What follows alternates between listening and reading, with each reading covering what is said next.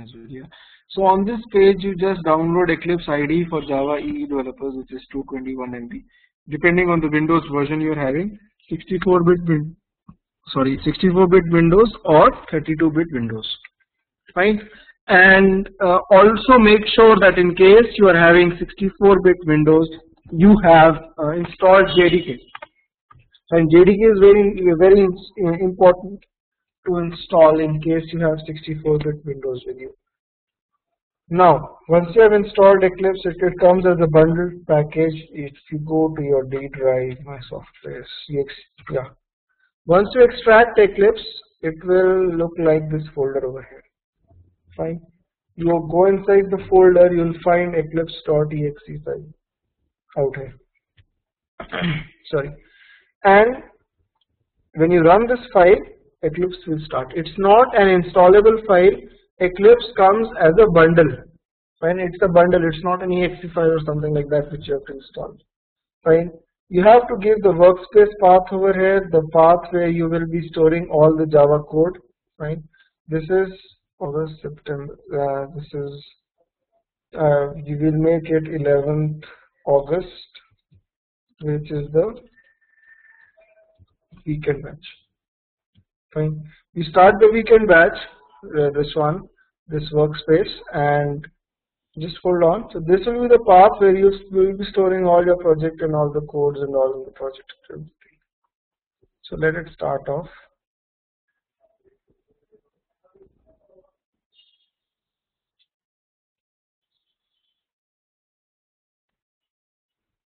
Right. So this is Eclipse.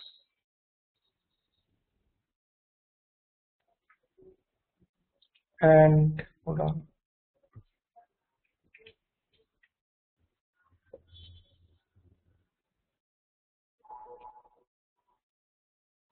Yeah.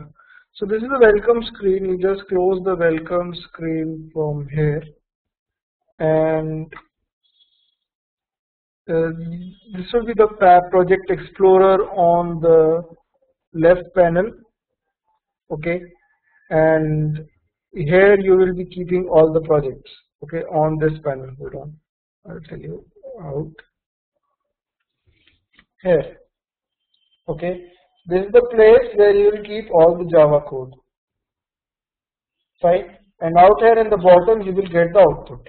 Okay, let's see how we make a simple Java program and what's it all about. So when you right click on the project explorer, you will get this panel. Fine.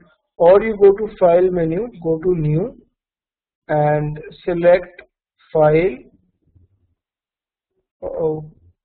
new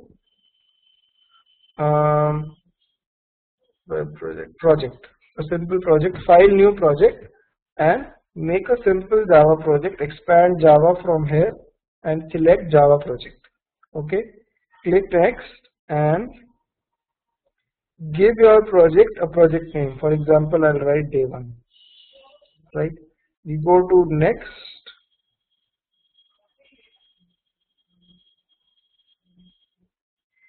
and finish. Right? So what will happen on the left hand side in the project explorer, you will see a project coming up with the name day 1. Fine. If you expand this project, you will get 2 folders. You will get a folder called source folder and another thing known as JRE system library. Now what is source folder and what is JRE system library? This JRE system library is Java as software environment 1.6, which was installed on your machine when you installed Java. Okay. In the source folder, you will keep all the Java code. Another frequent thing which we will be using is that you right click on the project and you will get this menu for the project, and you go to the properties of the project. Okay, the last option, Alt Enter, is the shortcut. You go to the properties of the project, then under resource you will have this path. This is the location, the workspace which I had created. This is the location for this project. If you copy this location path and physically go there, then this was the file, right, out here, 11th August weekend. This is the batch which I formed, and in this you have the day 1 project out here. Okay, in day 1 you will see the source folder out here which was there in Eclipse as well, out here the source folder. Okay, and inside Eclipse, inside the source folder, you keep all the Java files and all everything. Okay, so you can physically relate everything. This bin folder is not visible in Eclipse. It's not supposed to be visible.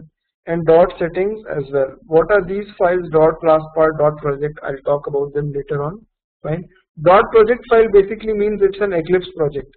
This project is supposed to be opened in Eclipse. If I delete this file, Eclipse will not be able to open this project. Okay. These are some simple basic things which create a difference when you are stuck somewhere. Okay, so that's what I'm telling you.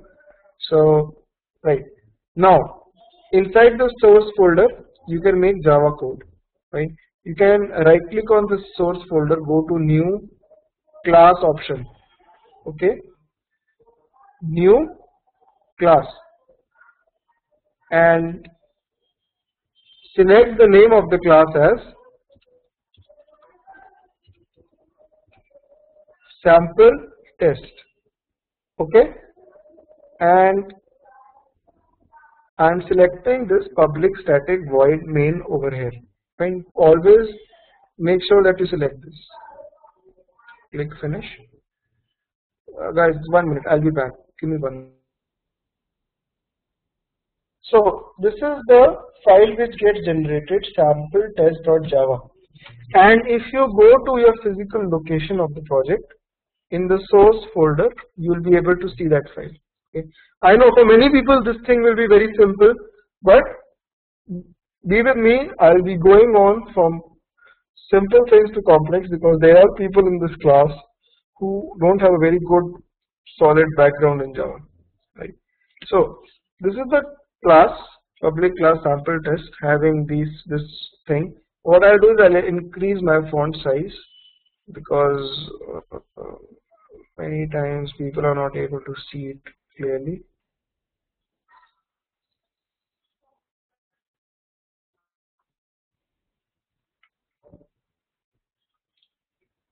Okay, fine. Now this is the main function. This is the main function. In this main function, the control comes up when you run this program. Okay. In this program, in this main function, you can run, you can write anything. You can write system.out.println, say learning Selenium. Okay. And when you run this code, how do you run the code? There's a green button on the top over here. Okay. You click on it and the code will start executing. Right. Hold on, it's executing in my machine. It's got stuck somehow. Hold on, no, my Eclipse has got stuck. Yeah. Now, if you look at the output, it prints learning Selenium. So anything, if you have to print anything, the command is system.out.println and S should be capital. Please note that. Java is a case sensitive language. If I make S small, I'll get an error immediately. Now this is the editor. This is the usage of the editor, that in case you make a mistake, this editor tells you where the mistake is. In JavaScript, I talked about JavaScript earlier, right? There's no editor on which can tell you that you made a mistake. So there are editors, but it's difficult to debug. Fine. So system.out.println learning Selenium. Now again, make sure the brackets which you have opened are closing properly.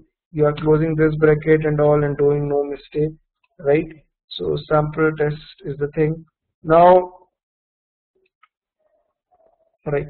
This is a simple program which is printing something. Now I am assuming everybody is knowing what int is, like int I equals to 100. You can store numbers. If you write string x equals to, you can store multiple things inside it, right? In Selenium, if you have, sorry, in Java you have double D equals to say 100.29 something. So this is your double. These are also there in Java. Fine. Now,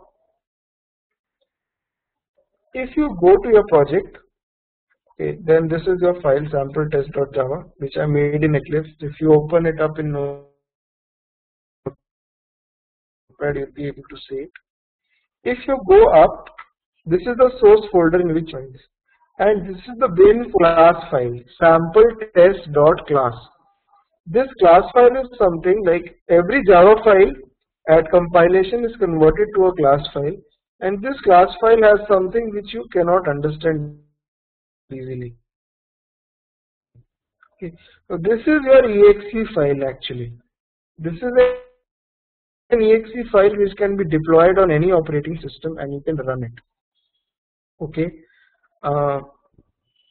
Somebody is asking a question: can we execute the Selenium scripts in Unix based and or a Linux based environment? Yes, you can.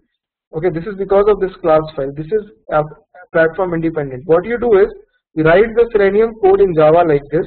That Java code gets converted into a class file, and this class file can be executed on any machine. Okay, so remember there is a one-to-one relationship of file.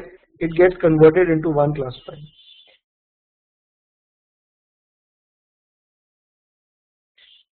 Now the question arises: what if, like, I am having 1000 Java files in my project? Okay, I have a project.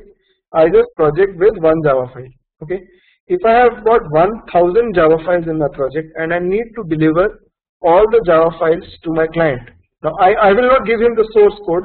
I will not give him the Java code which I made. I don't want him to see. So what I will give him? I will give him all the 1000 class files. Okay. Now again the thing, how will I give him 1000 class files?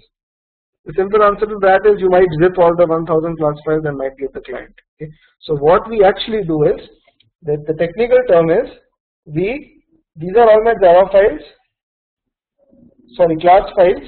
We need to give them to the client. So we put all the class files in a single file. In Java you call it as a jar file, JAR, and you give it to the client. For example, a very basic example is that when you install Java on your machine, okay, what came up? This is JRE system library, right? If you expand this JRE system library, you will see many .jar files over here: resources.jar, rt.jar, jssc.jar. So these are the jar files having many class files from the people who made Java language. Okay, so whosoever made Java language made many Java files in it, and he put all the Java files, all the class files corresponding to the Java files in these jar files, and this is Java. Java is nothing but set of jar files.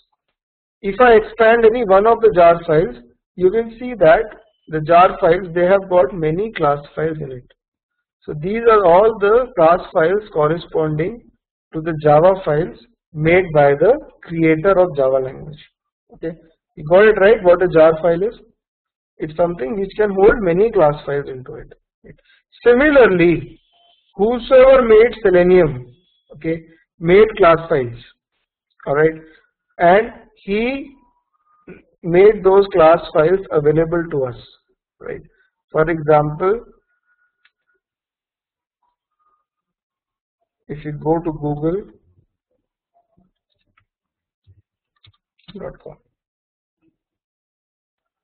okay, and you write download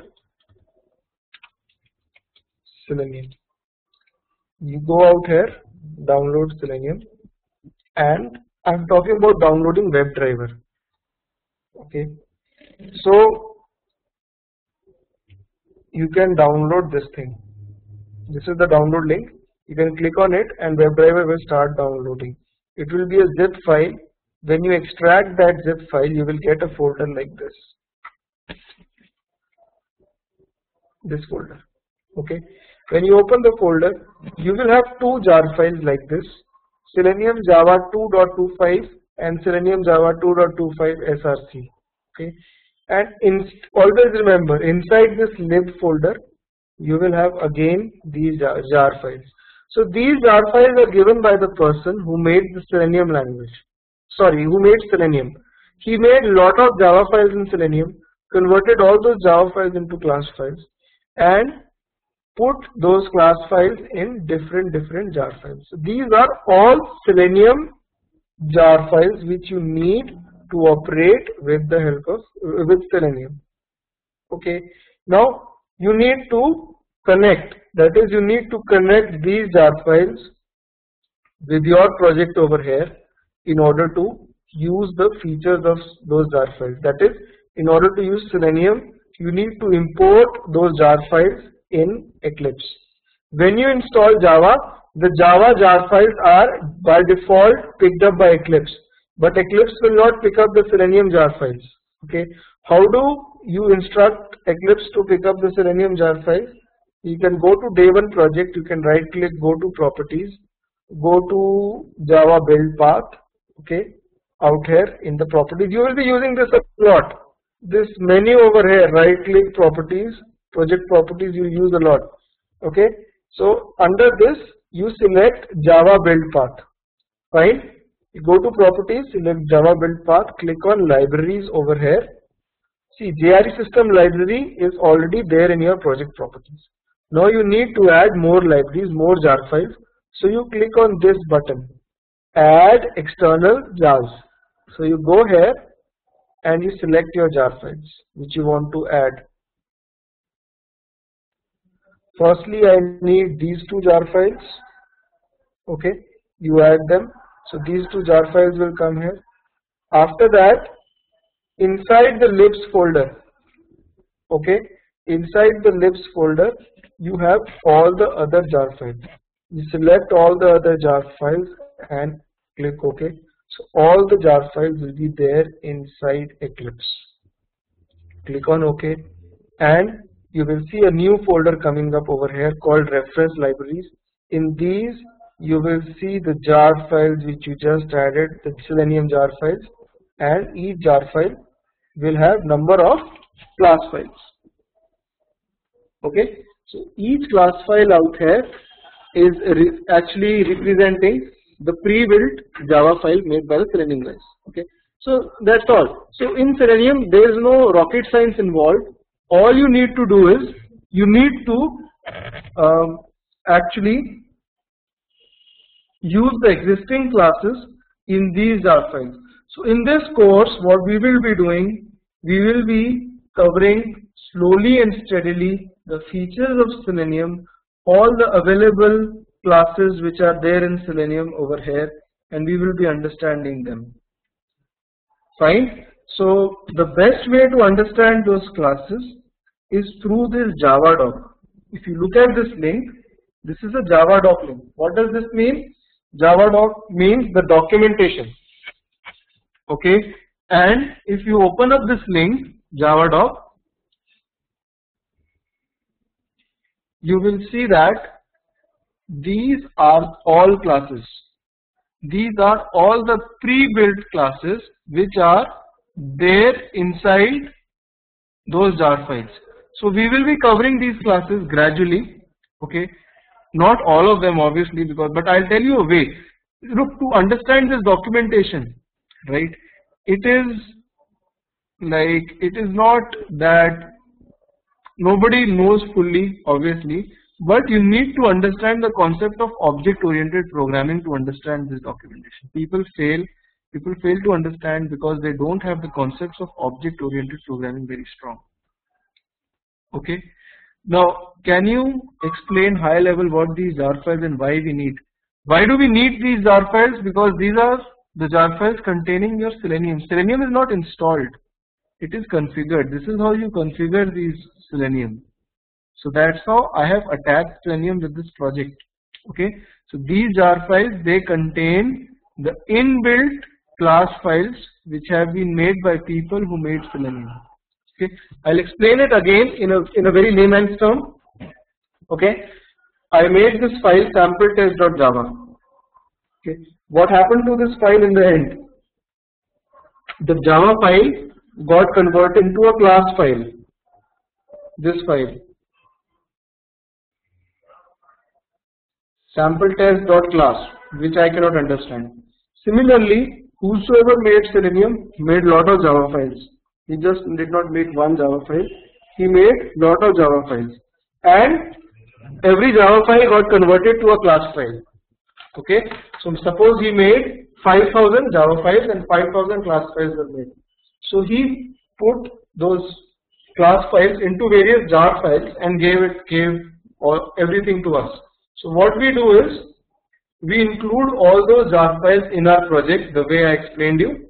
Right? I am recording this session. You can watch the recorded video as well later on. I'll give you the link.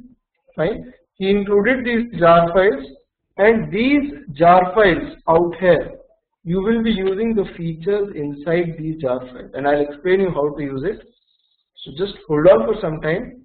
What you need to do firstly is you need to understand the concept of objects. You need to understand the concept of object-oriented programming language in Java. Right? For example, I make a new class. Right? Don't worry about what is there inside it. What is there inside it, that's what we are going to study in the course. But to study what's there inside it and to study the intrinsic features and all, you need to learn object-oriented programming. Right? So what you'll do is I'll make a new class. Suppose I make a class called city, okay, or country. Simple. This is my country.java without any main function or something like that. Okay, I'll just keep one variable over here inside it, string name, that is name of the country. Okay, this is the class and this is the variable string name. Fine, and I'll make another class called test with the main function. Now what we learn is we learn what are objects and how to create an object of a class. When I write new country in Java, I am creating an object. If I write it 3 times, I am creating 3 objects. New country, this is the syntax. Okay, for example, what happens in the memory is, I'll explain it with the help of a diagram. 3 objects will be created. In the memory, 3 objects like these will be created, and every object will have the variable name inside it.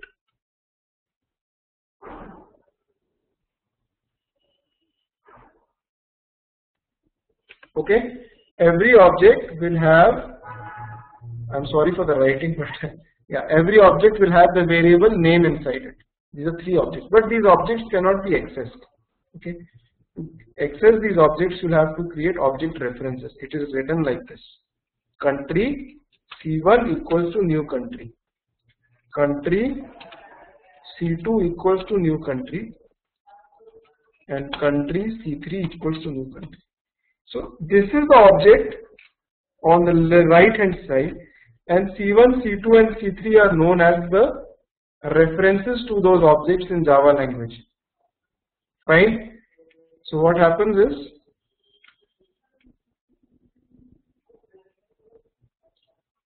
C1, C2 and C3 are the references with which I can change the object state. Okay, what do you mean by changing the object state? I can write like this. Each object has the name property, right? I can write C1 dot name is US. Fine. C2 dot name is India. C3 dot name is Canada. So what happens in the memory? Okay, in the memory, the name variable is 1, but it's got 3 duplicate copies in 3 different objects. So this becomes US, this becomes India, and this becomes Canada. Right? Okay. If you look at country.java carefully, it's just a single file with a single variable name. But I have created 3 objects of this file and to 3 objects I have given 3 different names. So this is known as the object creation principle in Java language. This is how you create the object. Now how creation of object helps you in Selenium? It helps you like this.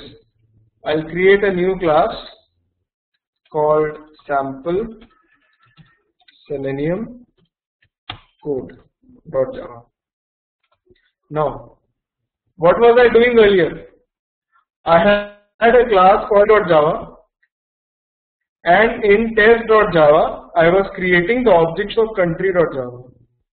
In Selenium everything is inbuilt. Okay, in these jar files everything is inbuilt. For example, there is an inbuilt file called Firefox driver. If you look at the documentation over here, then there is a class called, hold on, Firefox driver over here. This is an inbuilt class. This helps you to execute a script on Firefox. Who made this class? The guy who made Selenium made this class, and he made it available to us through jar files. It is present in one of those jar files over here. Okay, and the jar files we have included in Eclipse. So when I create the object of that Firefox driver, if I write new Firefox driver, if I just create the object, I am not giving it any reference, nothing. If I just create the object, okay, you will get an error. You move your mouse over there and you will get the option for importing Firefox driver. Because it is in the jar files, you need to import it. You select that option and you will be able to import it. I'll again repeat. You move your mouse over the error and select the import option. Okay, and you run this code. When I run this, you will see that, hold on, and I have just created the object of an existing class. Okay, hold on.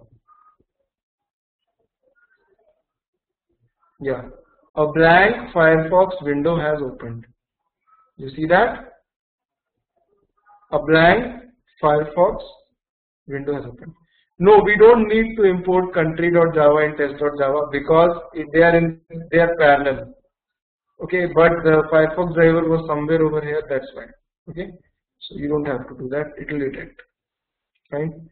So a blank Firefox window is open. So this is all about Selenium. Like, you don't need to create your own thing in it. Everything is pre-built, everything has been done by the person who made it. You just need to use the existing classes. For example, these are the existing classes.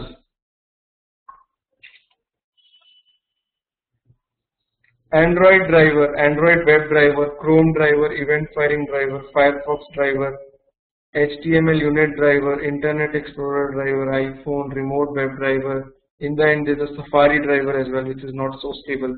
So all these classes, one class denotes a certain browser or something. Okay, so everything is inbuilt. For example, you need to have mouse interactions. You need to have mouse interactions with Selenium. You need to move your mouse or something like that while handling CSS menus. So there is an inbuilt class called, it's an interface actually, not class, mouse. In this you will have click coordinates, context click, double click, mouse down, mouse move, functions like these, right? Similarly, if you have to simulate your keyboard events, right, there is an inbuilt class called keyboard as well. There is an inbuilt class called keys as well. If you look at keys class, then it denotes all the keys like add arrow down, up, down, F1, F10, everything is there, right? So what I am trying to tell you, they have done all the hard work. You need to understand how to read this documentation, okay, and that can be done if you have the concept of object-oriented programming strong. And that's why people say that there is no documentation on Selenium. There is a documentation, but it's a little bit technical in nature. Fine. Now similarly, let's come back to the old example, test.java and country.java, this one. Now I have created 3 objects. country C1 equals to new country, country C2 equals to new country. And I had assigned 3 names to them. Now in my country.java, if I go here and write the command public void print name, just hold on. This is a function. This is a method. Void print name in it. So I am assuming in background from your side, you know at least what methods are and all whatever it is. If you still are not aware,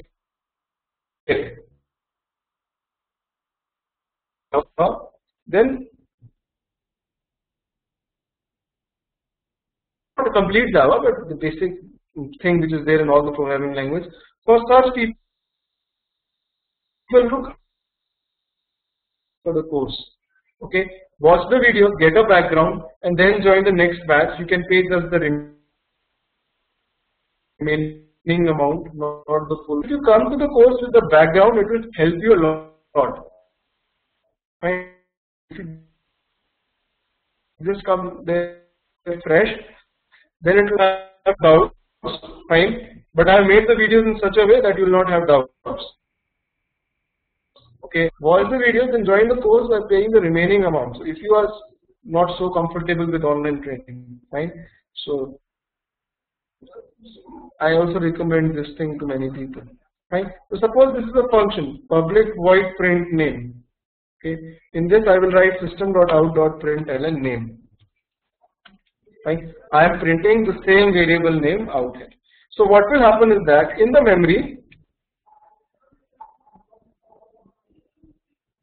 memory, you will have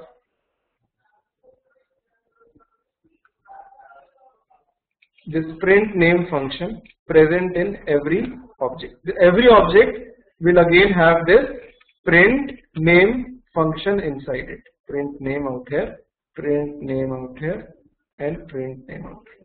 So how do I access this function? With the help of these object references C1, C2, and C3. So what I will do is, if I write over here C1 dot print name, C2 dot print name, C3 dot print name. Now the function is same, but it's being called by different objects. Okay, so when print name is fired from C1, so it will print the name for C1, whereby C2 it will print name for C2 and respectively C3. So if I run this will print US, India, and Canada. Right? Simple. Now I can also change the object references. What I mean to say right now is object is different, object and object references are different. What is an object? This is an object. C1 is the reference. Okay, if I write like this, C1 equals to C2, what will happen? If I write like this, C1 equals to C2, this C1 object reference will be removed from here. C1 will now point to the same object which C2 is pointing to. So C1 and C2 references will point to the same object. Okay, and this object, the earlier object, is hanging in the air now. It cannot be accessed. There is no way I can access this object again because all the references have been taken away. Right? So you write over here C1 dot the same command. Okay, just I'll put a demarcation boundary. The same command which you write over here. Now C1 dot print name and C2 dot print name will both print India. So when you run this, you get an output like this. So you can move the object references. The objects are different and object references are different. Now out here if I write C1 dot name equals to UK. What I am doing is I am changing the object reference name with C1 to UK, and if I again print this, I'll answer your question just a minute. Okay. Now what happened? C1 updated this name. So when we retrieve it with C2 as well, for C2 as well it will change. So if any one reference changes the object state changes for all the other references as well. Okay, so C1, C2 they point to the same object, but if C1 changes the name to UK, for C2 as well the name will be UK. So if you run this, it prints UK for both of them. Fine. Now the question being asked is, so we can access the same object with more. Yes, you can have any number of references to the object. There is no restriction on it. Maybe you can point C3 to C1 as well. If I write C3 equals to C1 and I print it again, so all these three of them will print UK now. So C1, C2 and C3, they point to the same object and any reference can change the state of the object. So similarly in Selenium, suppose I write Firefox driver, Firefox driver F1 equals to new Firefox driver, and I write Firefox driver F2 equals to new Firefox driver. What will happen? Two Firefox windows will open up, but F1 is the pointer towards the first window, is the reference to the first window, and F2 will be the reference to the second window. So when you run this, just hold on.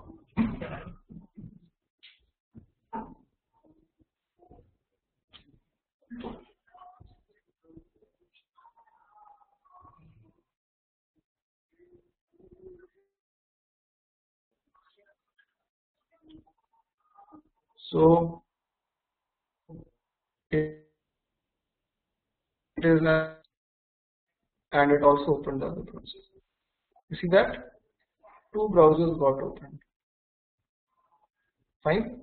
Now if I have to navigate to a website or something, for that the command is f1.get.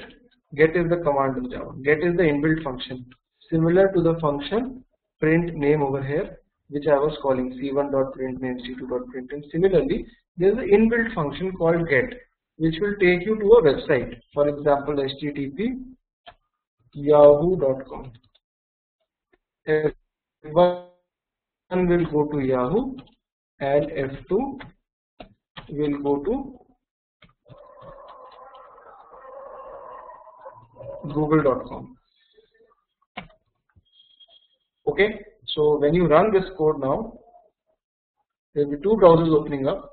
One will go to Yahoo and another one will go to Google.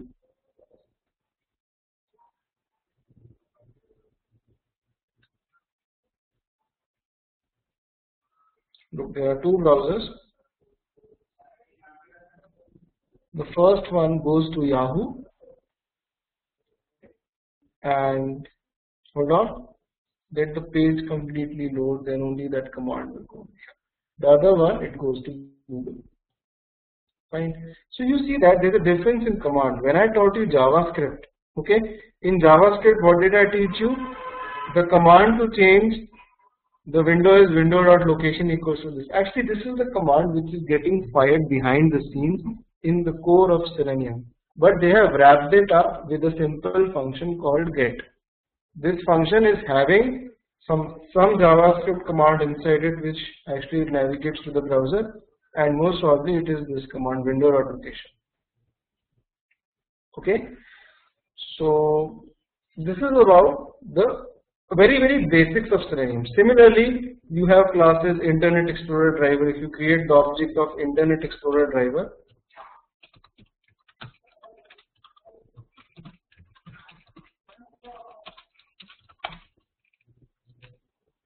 then IE will open up. Okay, I'll comment this code. Commenting means disabling the code. To disable all these codes, lines of codes, you can put a / star and / in the beginning and the end, and all these lines will be commented. So if you run this now, then IE will open up. Okay, I get an error. The Part-2 driver executable must be set by the webdriver.ie.driver, although IE gets opened. Okay, but I will not be able to use it.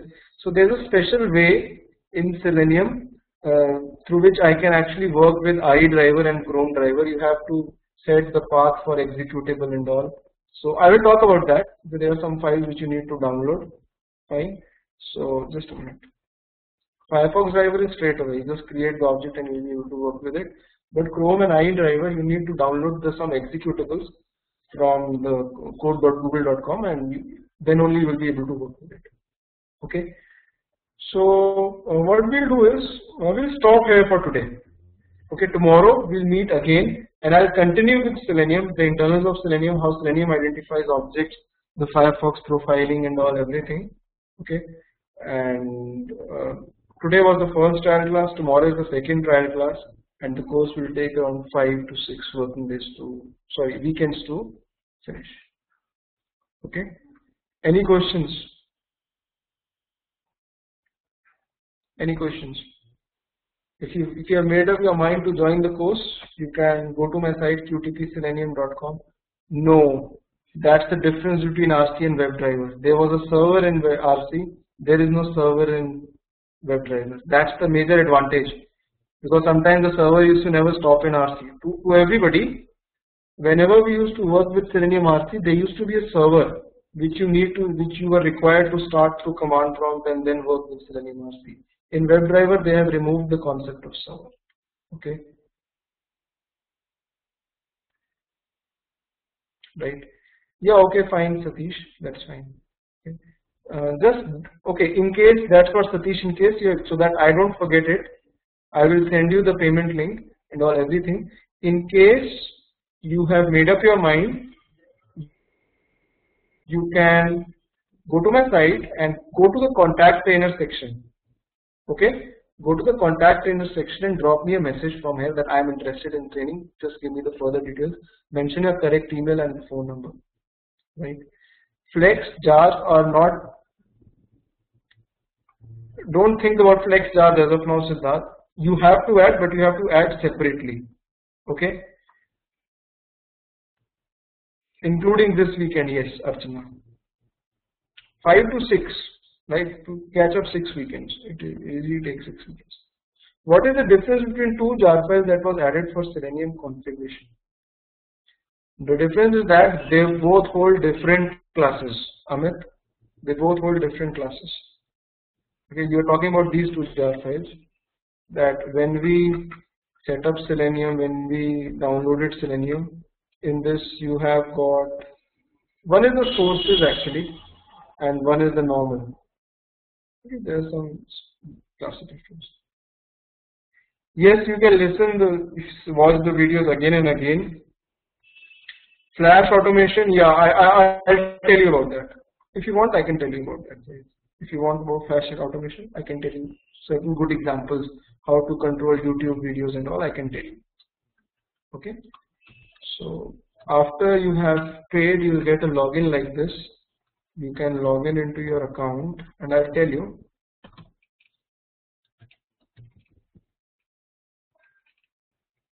After logging in, I think I changed my password.